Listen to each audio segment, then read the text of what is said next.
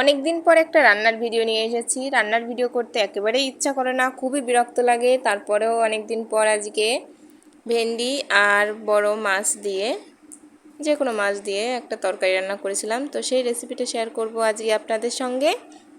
এখানে আমি ভেন্ডিগুলো ধুয়ে পরিষ্কার করে কেটে রেখেছি, আলু কেটে রেখেছি। কড়াইতে পরিমাণ মতো সর্ষের তেল গরম করে তার ভিতরে দিয়ে দিয়েছি কয়েকটা জিরে, দিয়ে তার উপরে ভেন্ডি, আলু, কাঁচা লঙ্কা চিড়ে লবণ হলুদ দিয়ে একসঙ্গে মিশিয়ে ভালো করে ভেজে নেব। এটা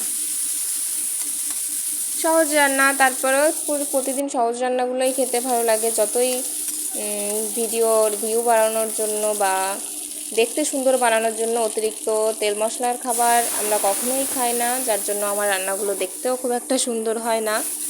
তো যাই হোক, এরপর ভেজে আমি এর ভিতরে জল ঢেলে দিয়েছি আর দিয়েছি মাছগুলো, ভেজে রাখা মাছগুলো দিয়ে দিয়েছি।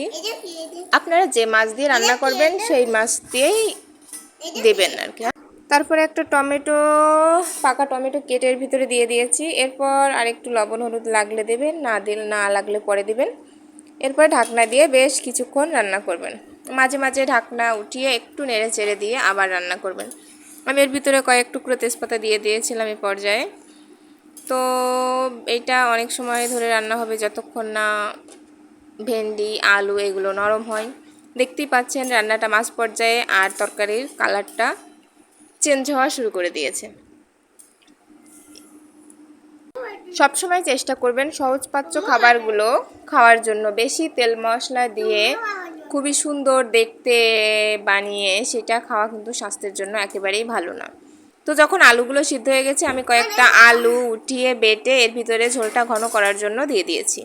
এরপরে আরেকটু নাড়িয়ে চাড়িয়ে আরেকটু ফুটিয়ে তরকারিটা নামিয়ে ফেলবো, কারণ আমার তরকারিটা হয়ে গিয়েছে। আরেকটু ফুটাবো, যেহেতু আমি কেবলমাত্র ঢেলে দিয়েছি।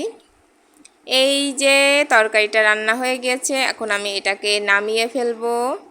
তারপর গরম ভাতের সঙ্গে এটা খেতে কিন্তু দারুণ লাগবে। তো আপনাদের যাদের যাদের ভালো লাগে রান্না করে খাবেন।